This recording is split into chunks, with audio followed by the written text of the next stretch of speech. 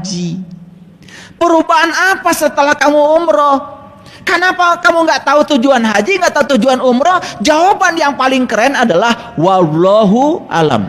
Wallahnya tebel. Asal ke Arab-Araban kan dianggap benar itu. Ini masalah kita. Mau saya buka dikit-dikit biar sedikit agak waras. Ini ngaji kewarasan.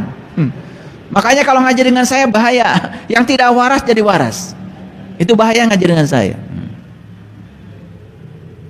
Sebelum Anda umroh, Anda haji, Anda tanya dulu, apa sih tujuan umroh? Kenapa saya mesti umroh? Kenapa mesti haji? Tanya dulu. Jangan dulu daftar. Jangan dulu bayar. Tanya dulu, untuk apa? Siapa yang merintahkan ke sana? Kan harus tanya dulu. Betul nggak? Setelah tahu perintahnya, tahu tujuannya, daftar. Kan jelas di Quran, jelas di Quran, fa iza afattum min arafah fazkurullah. Tujuan haji itu mengingat Allah. Apakah tercapai kita mengingat Allah sepulang dari sana? Enggak akan tercapai kalau pergi ke sana cuma ketemu rumahnya. Kalian mau ingat sama saya, ya cari dong rumah saya. Setelah ketemu alamat rumah saya, sampai di rumah saya, baru sampai di rumah saya, kalian sudah bilang, saya sudah bisa mengingat Saiful Karim. Waras enggak? Ketemu aja enggak sama gue? Kamu baru ketemu rumah saya, belum ketemu yang punya rumah. Makanya di Quran dikatakan li ilafi Quraisy ilafi imrihlatasyita'i wasaib falyabudu rabb hadzal bait. Jangan sembah rumahnya, sembah yang punya rumah. Apakah ketika kalian pergi ke sana ketemu yang punya rumah? Bukannya kalian baru keliling-keliling di luar? Ngakunya tamu lagi. Siapa yang nyuguhin keliling-keliling di luar?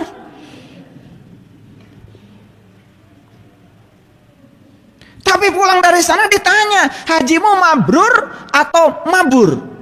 Wallahu a'lam. Gak jelas. Harusnya tanya dirimu, sepulang dari sana sholat saya ngawur, gak bisa ingat sama Allah. Sepulang dari sana sholat saya ingat sama Allah, mabur atau mabrur? Mabrur. Oh, sepulang dari sana sholat saya sudah ketemu kiblatain. Kan kiblatain itu juga salah kaprah. Dulu katanya Nabi Muhammad menghadap Baitul Muqaddas, Yerusalem. Kemudian Nabi Muhammad menghadap Ka'bah, menghadap Mekah. Itu belum kiblatain, itu baru satu kiblat, sama-sama materi. Yerusalem materi, Mekah juga materi. Kiblatain itu artinya Anda itu kan terdiri dari materi dan imateri. Anda punya dua, ya tubuh, ya ruhani. Tubuh kiblatnya ya tubuh, materi kiblatnya materi. Tetapi ruh Anda, jiwa Anda, masa dihadapkan pada materi? Hadapkan pada yang ruh. Tubuh dihadapkan pada tubuh, materi pada materi, itu satu kiblat. Tapi jiwa Anda jangan dihadapkan pada materi, jiwa hadapkan pada sang maha jiwa. Itu ketemu dua kiblat, namanya kiblatain.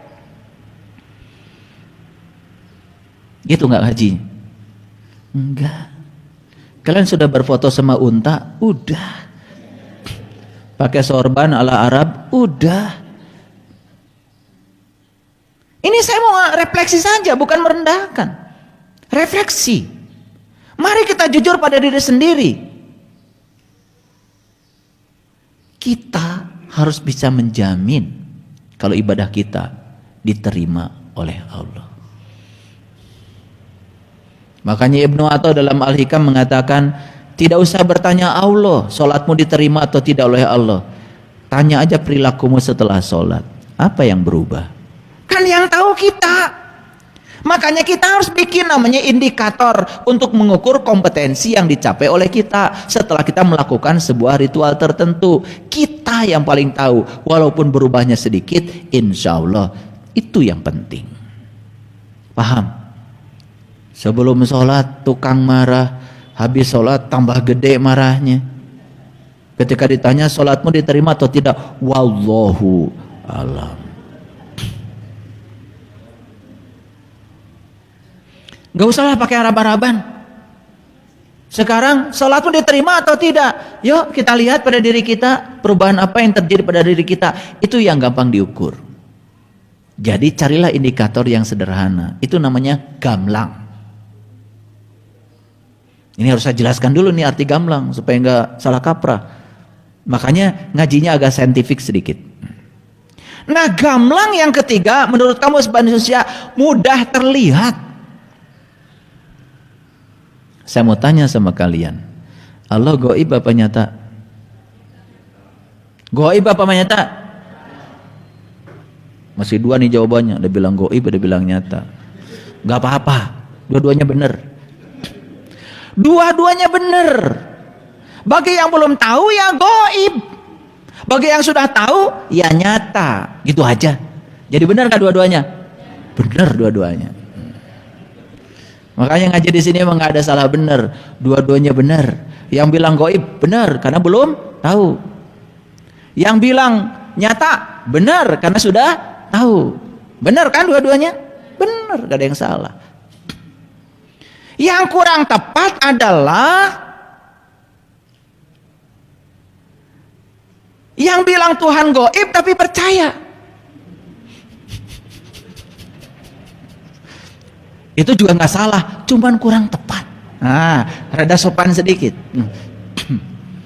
Makanya saya kalau ngasih nilai fisika dulu, ya, kan di rapot itu ada ketentuan. Kalau 3 itu mati, gak naik kelas. Pokoknya di bawah 3 itu mati. Jadi kalau rata-rata siswa itu nilai ulangannya 1, 2, ya sudah. Supaya agak sopan, saya beri nilai 3.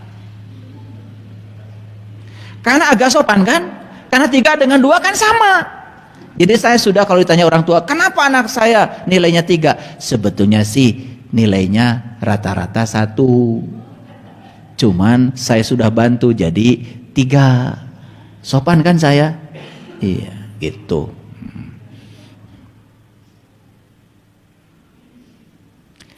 Mudah terlihat. Itu namanya gamlang. Kalian kalau mau ketemu saya,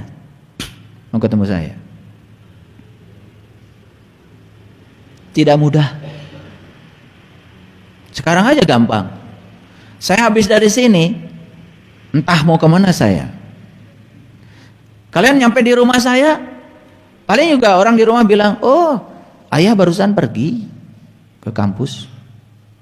Kalian kejar ke kampus, kata mahasiswa saya, oh bapak barusan pergi ke laboratorium. Dikejar kalau bilang, oh bapak baru saja pergi ke rumah. Pusing kan cari saya. Makanya cari saya tuh susah. Mau ketemu saya tuh susah. Tapi kalau mau ketemu yang punya saya, gampang. Tidak pernah tidur, gak pernah ngantuk, gak ada istirahatnya. Kapan saja, di mana saja, mau ketemu yang punya saya, gampang.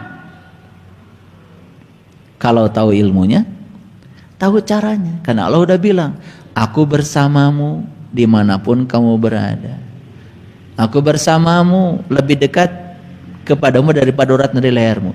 Bayangkan, begitu mudahnya ketemu dengan Allah. Begitu sulitnya ketemu dengan saya. Jadi kalau ada orang yang mengatakan ketemu Allah itu sulit, itu kasihan aja. Allah sudah ngasih kabar kok di Quran. Allahu la ilaha illa huwal hayyul qayyum. La ta'khudhuhu sinnatu wa la naum. Aku adalah Allah, tidak Tuhan selain aku. Aku senantiasa berdiri tegak menunggu kamu datang.